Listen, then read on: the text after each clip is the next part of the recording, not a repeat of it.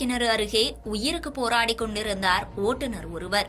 சற்றும் யோசிக்காமல் அங்குள்ள காவலர்கள் செய்த சம்பவம் ஓட்டுநரின் உயிரை நொடி பொழுதில் காத்துள்ளது. அங்கு நடந்தது என்ன, விரிவாக பார்க்கலாம்.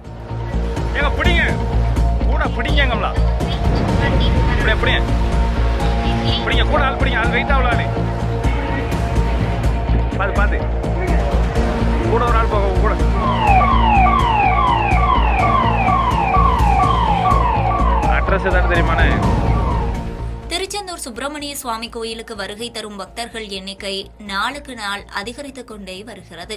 குறிப்பாக விடுமுறை தினங்கள் மற்றும் திருவிழா நாட்களில் லட்சக்கணக்கான பக்தர்கள் வந்து முருகனை தரிசித்து செல்கின்றனர். இந்நிலையில் நேற்று சென்னையைச் சேர்ந்த மாநகராட்சி அலுவலகத்தில் பணிபுரியும் ஓட்டுநர் ஜெய்சங்கர் என்பவர் திருச்செந்தூர் வந்துள்ளார். இவர் முருகனை தரிசித்துவிட்டு கோயிலுக்கு அருகில் உள்ள நாளிக்கிணறு பகுதியில் ஆள் நடமாட்டம் இல்லாத இடத்தில் உடைமாற்றச் சென்றுள்ளார். அப்போது திடீரென உடல்நலக்குறைவு ஏற்பட்டு மயங்கி விழுந்து உயிருக்கு போராடி கொண்டிருந்தார். அப்பொழுது அங்கு ரோந்து பணியில் ஈடுபட்டிருந்த கோயில் காவல் நிலைய காவலர்களான முத்துக்குமார் மற்றும் சுபின்ராஜ் ஆகிய இருவரும் உயிருக்கு போராடி கொண்டிருந்த ஜெய்சங்கரை மீட்டு கடற்கரை பாதுகாப்பு பணியாளர்களுக்கு தகவல் கொடுத்துள்ளனர்.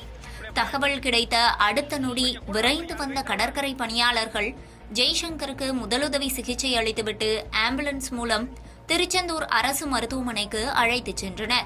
அங்கு அவரை பரிசோதனை செய்த மருத்துவர்கள் உடனடியாக தூத்துக்குடி அரசு மருத்துவமனைக்கு அனுப்பி வைக்க பரிந்துரைத்தனர்.